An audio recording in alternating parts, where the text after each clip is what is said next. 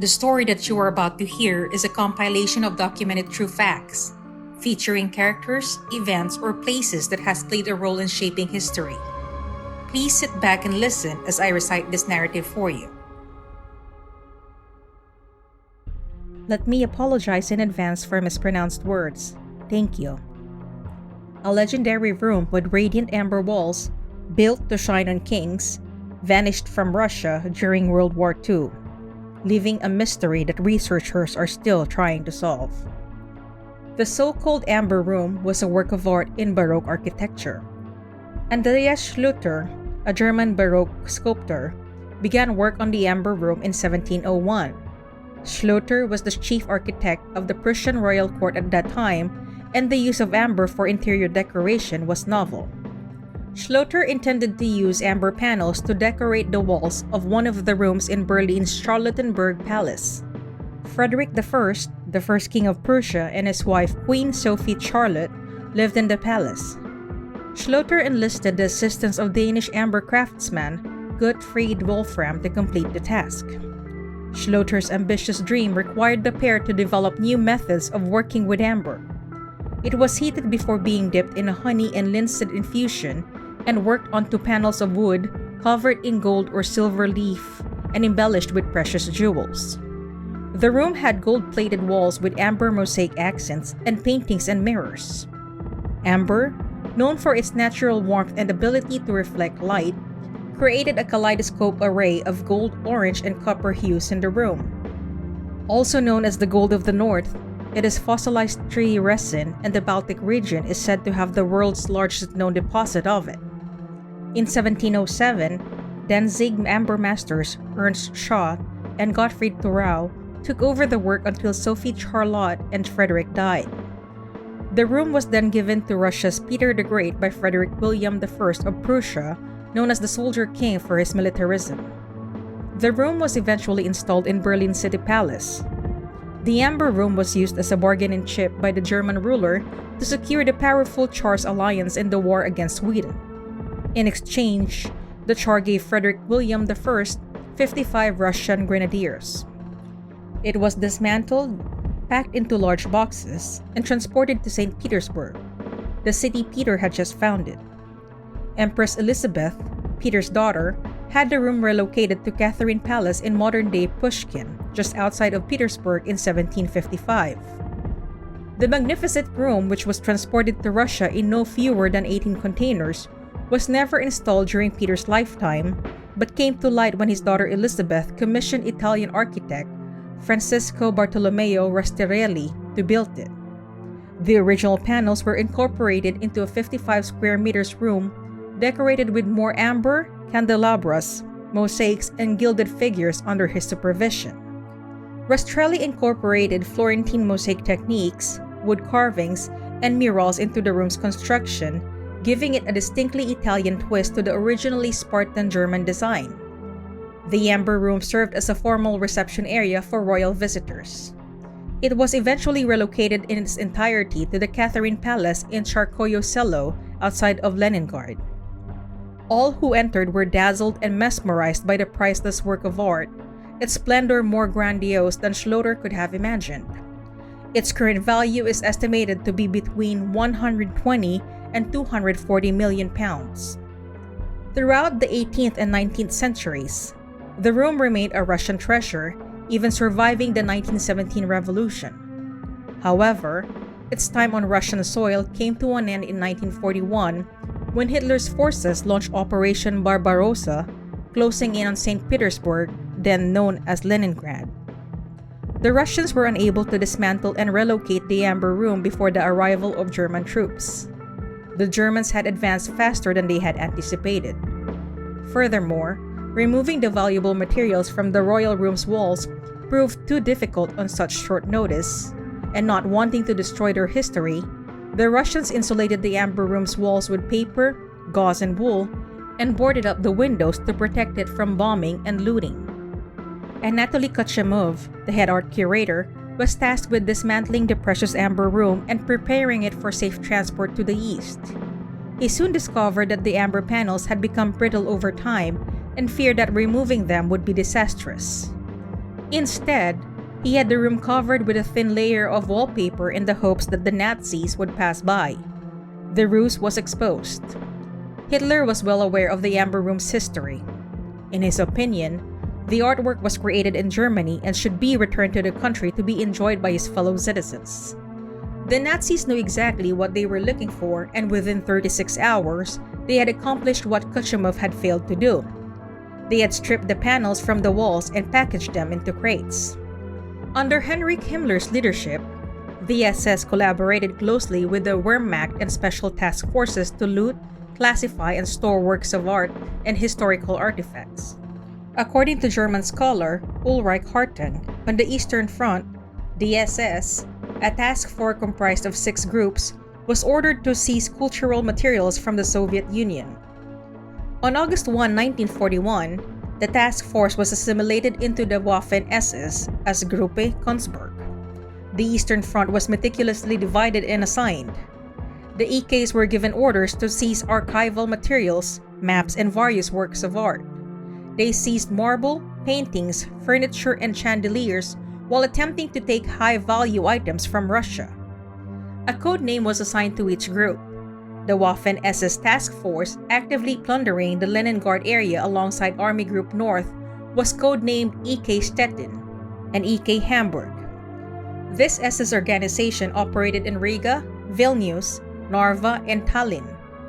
This task force was also particularly interested in Leningrad's palaces, raiding the Great Gatchina Palace, Pavlovsk Palace, Ropsha Palace, and Peterhof. Their raids also targeted the Catherine Palace and Tsarskoye Selo, particularly the Amber Room. When the Germans arrived in September 1941, they were fully prepared to pillage the hallowed halls. All German soldiers involved in Operation Barbarossa had been informed by their highest political and military authorities that they would not be held accountable for any criminal actions they committed while fighting the Bolsheviks on the Eastern Front.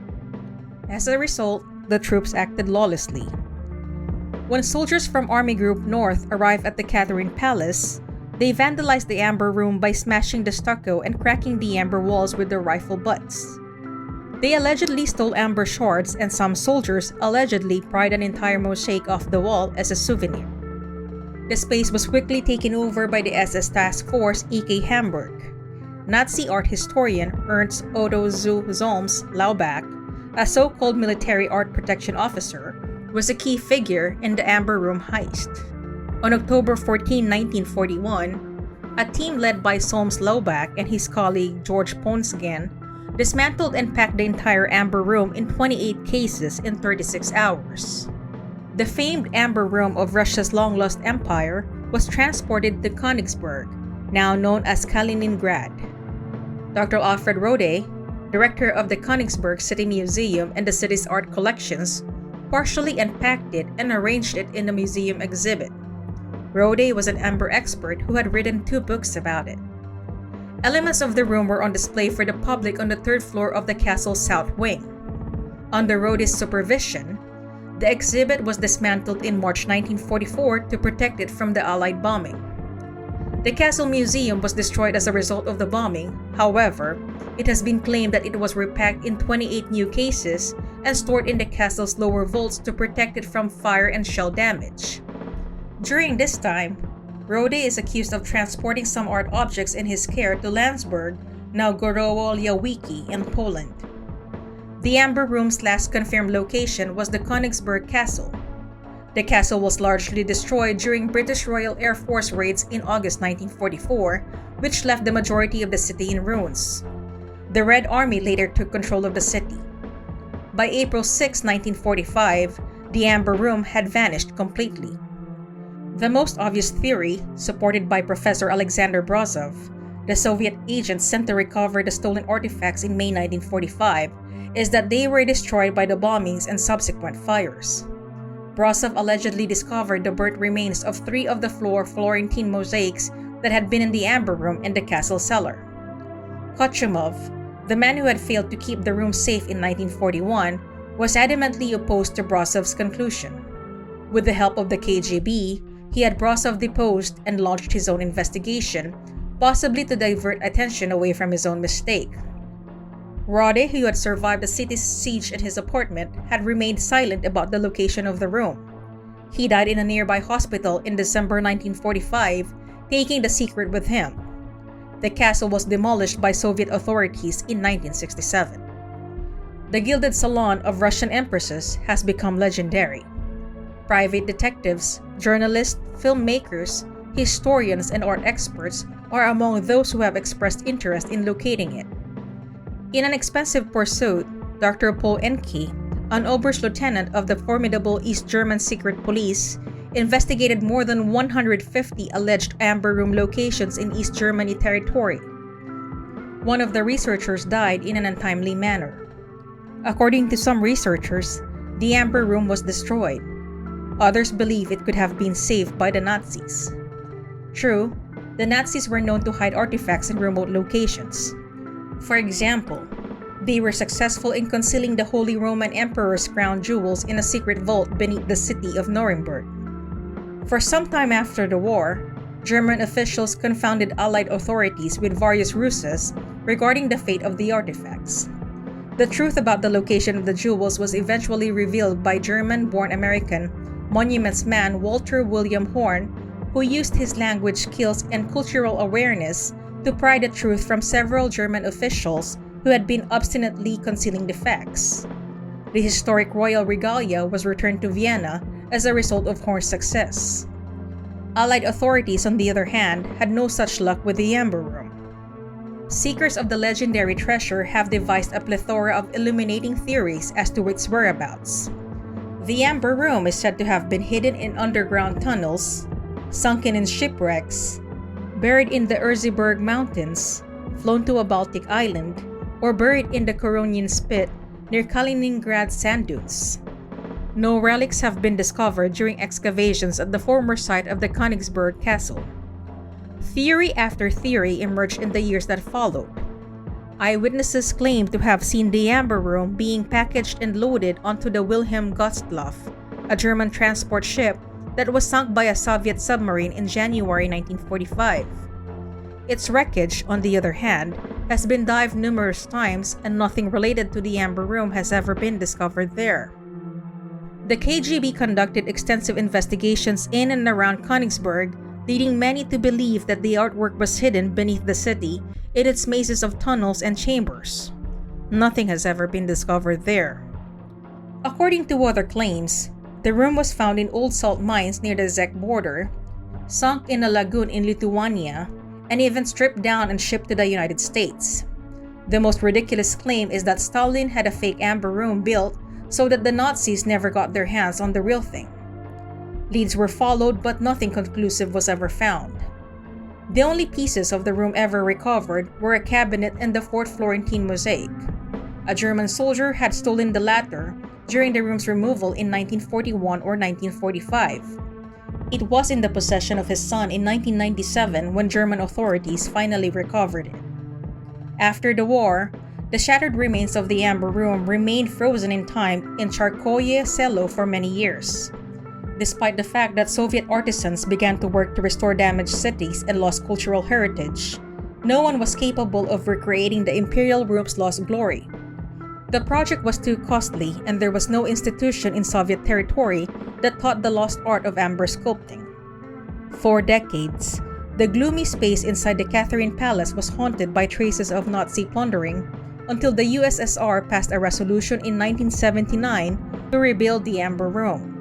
It was a risky venture given the Russians' limited resources and slim chances of success at that time. The only visual evidence they had of the room's grandeur was a series of black and white photographs. As of 1983, only 5 people were working on the team to restore the room. Success was attracted by time and, above all, determination.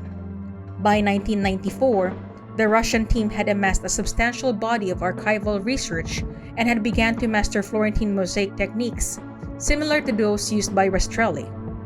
Ruch Gras AG, a German company, contributed $3.5 million to the restoration project in 1997. Furthermore, on April 29, 2000, the Germans returned to Russia a few fragments of the original room that were allegedly untraceable and retrieved from the black market. a Kaliningrad-based company donated 2.5 tons of newly mined amber. To authentically recreate the Amber Room, a group of artists, including woodcarvers, carpenters, and painters, collaborated with archival researchers. Many of the conservators, most notably Alexander Kedrinsky, had dedicated their entire lives to restoring this lost heritage. An exact replica of the mythical Amber Room was completed in 2003 on the 300th anniversary of Saint Petersburg's founding and at a cost of $11 million, partly funded by the Germans, and it was finally completed and installed in the Catherine Palace once more. While the original room's relics are shrouded in mystery, its glittering golden splendor can be seen by curious visitors today.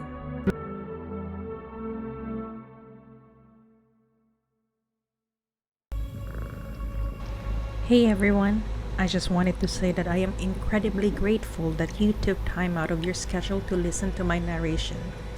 This is Nikki of Twysted Mind, wishing you a great rest of your day. Salamat.